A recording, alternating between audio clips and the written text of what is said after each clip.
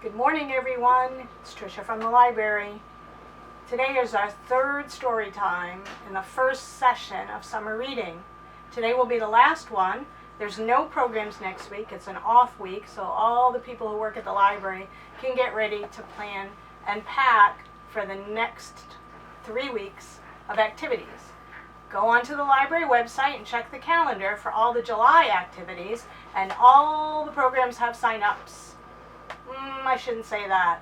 Not everything you need to sign up for. But everything that you need to sign up for has a sign up, and please do that so we know to send you the Zoom link. And if you're signing up for crafts, then we'll know to pack you a bag. There's even stuff for grown-ups on there. Should we say our good morning song or our hello song? Hello, friends. Hello, friends. Hello, friends. It's time to say hello. Look at this really cool puppet I found. What have we been talking about for the past couple of weeks?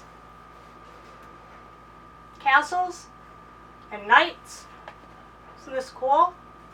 I'll have them at the library. Pretty soon we'll be opening them for the library that you could come in, get books and movies, and say hi. It's pretty neat, huh?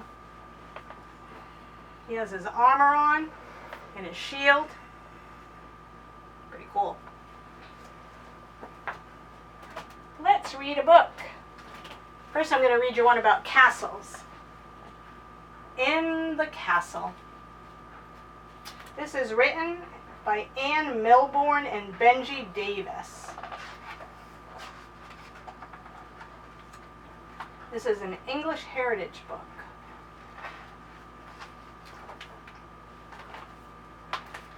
Have you ever visited a castle, an old tumble-down castle, and wondered what it was like to live there a long time ago?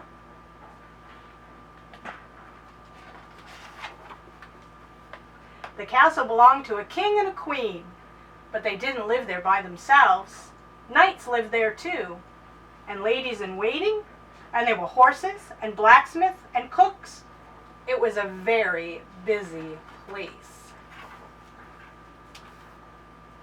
The king of the castle ordered everyone about. He sent the knights on exciting adventures. When they rushed back home, there were tales of what they'd done. The little king's nephew, he wanted to be a knight.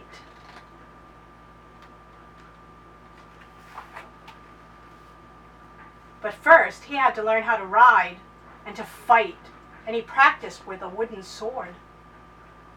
And he helped a real knight get ready for each heroic quest. He has his armor on, his chainmail, he's putting his helmet on to protect his head. Later, when he was old enough and brave enough, the king might make him a knight also. He would kneel before the king on the throne. "Arise, Sir Knight," the king would say, and he would tap them on the shoulders with a sword.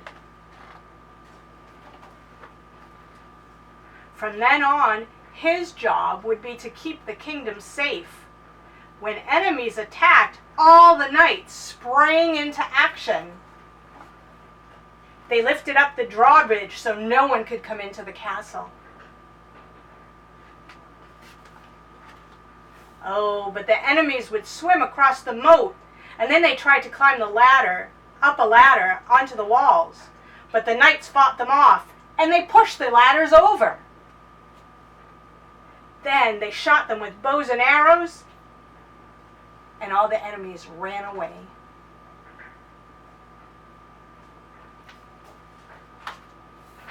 To celebrate the victory, the king and the queen would have a party, and they ate roasted peacocks and fish with flowers. They had honey cakes and gingerbread, and a jester clowned around and made everybody laugh. The next day, they would play at jousting. Two knights would ride fast towards each other and try to knock the other person off the horse.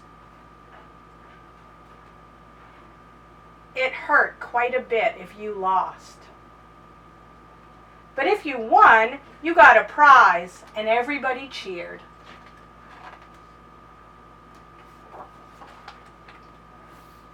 Soon the castle went back to normal. The king gave orders and ruled his kingdom. The cooks cooked and the servants cleaned, and the knights did whatever they liked while they were waiting to work again. That was a very long, long time ago.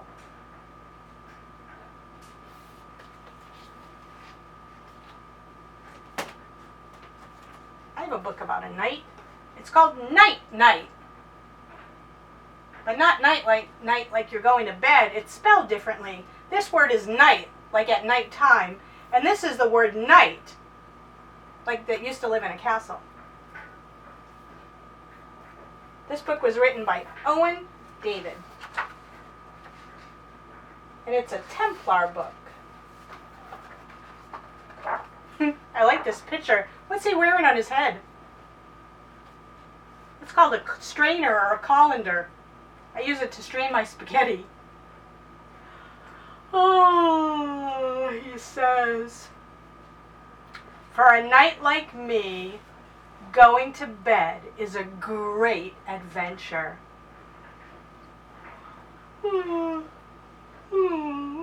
Excuse me, he's tired. That must be his armor that he's wearing on his head, his helmet. I head down the hallway. Oh, look, he's riding his horse. Do you think there's really a horse inside his house? Or is he using his imagination? I climb up the stairs. He's pretending that's a mountain. Then I have a bath. Looks like he's in the river.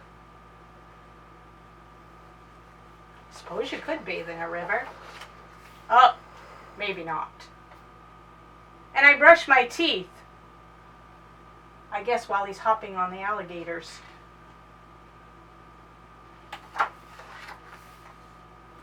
I say goodnight to Rex. You think he really has a three-headed dragon in his room?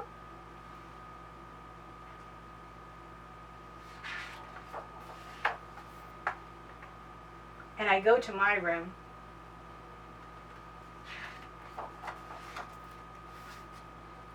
And I put away my things.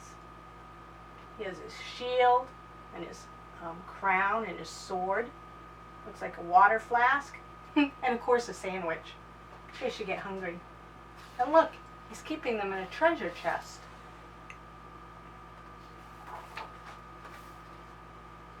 And I climb into my bed. Uh-oh, look what he's climbing. I think that's the tower of the castle.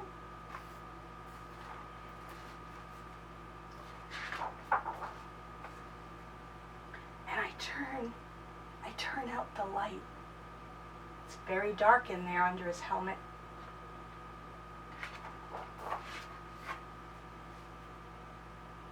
Though this has been a great adventure,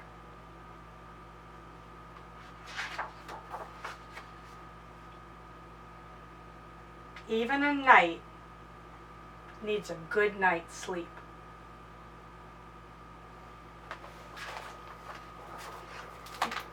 This is one of our new summer library books. I'll bring that back to the library and you can take it out and read it.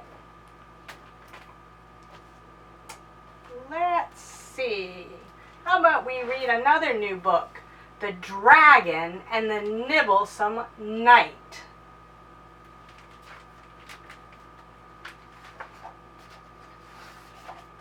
This was written by Ellie Woolard and Benji Davis, and it's a growing book. Oh, look at those dragons. The Dragons of Dread were a terrible bunch. They ate boys for their breakfast and girls for their lunch. But their best thing of all, their favorite delight, was dribblesome, nibblesome, nobby-kneed nights. When the smallest of the dragons had turned 4, his parents said, "Dram, you're a baby no more. This nest's getting cramped, and you've never once flown. Now go bite a nibblesome night on the nose."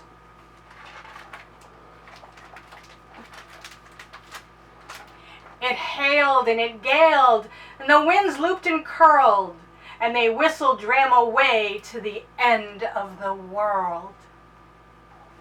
And he thumped and he bumped and he bounced, clatter crash, and then he fell in the lake with a fountainous splash. Oh no, it must be hard to fly the first time.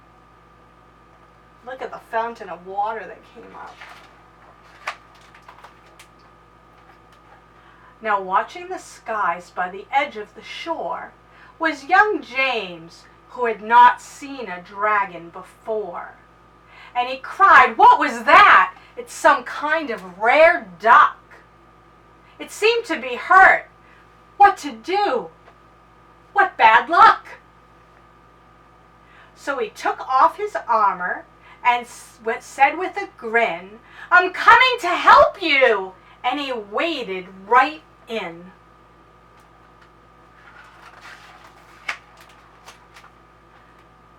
"A lad," muttered Dram. "Well, he might taste all right, though my mum said I must nab a nibblesome night." Then he stretched out a claw, but suddenly stopped. His leg was all bent, and his paw simply flopped. "Oh, ducky," cried James, "why, you poor injured thing, sit yourself down, and I'll make you a sling." That's kind of nice of James, isn't it?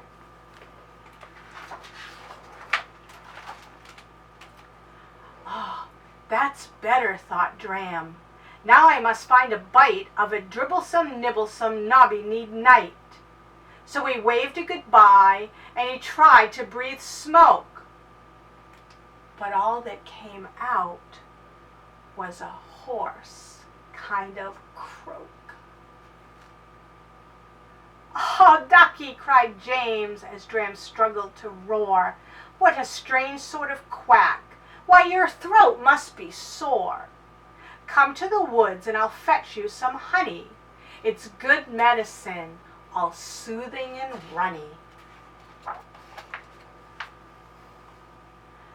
That's better, thought Dram. Now I must find a bite of a dribblesome, nibblesome, nobby-kneed night. So he waved goodbye and he started to fly, but his wings were too weak to take off in the sky.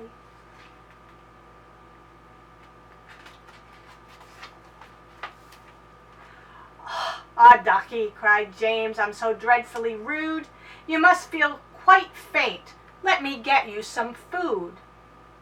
Come to the orchard, we'll soon fill our tums, full of pears and pink peaches and big purple plums." That sounds like a good snack.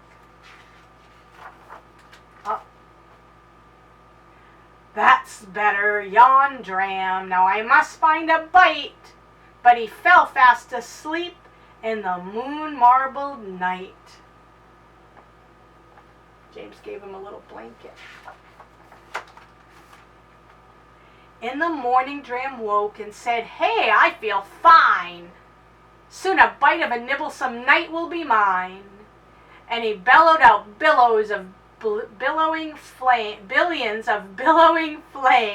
and he thought, "I'll say goodbye to that little lad James." So he strode down the road and he stamped through the field. And there was young James with a sword and a shield. "You're a knight?" shouted Dram. You're not simply a lad? You're a dragon, yelled James. You're all beastly and bad? Uh-oh. Yes, muttered Dram. I suppose I should bite. Oh, mumbled James, then I suppose I must fight. It must be all over. The finish, the end. Do you think they fought with each other? I thought they were friends.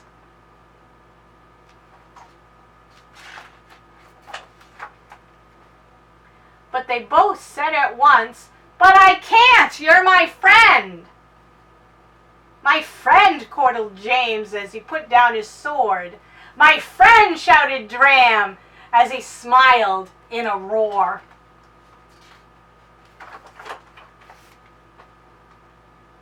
The knights all said, "Dragons, they're simply a beast."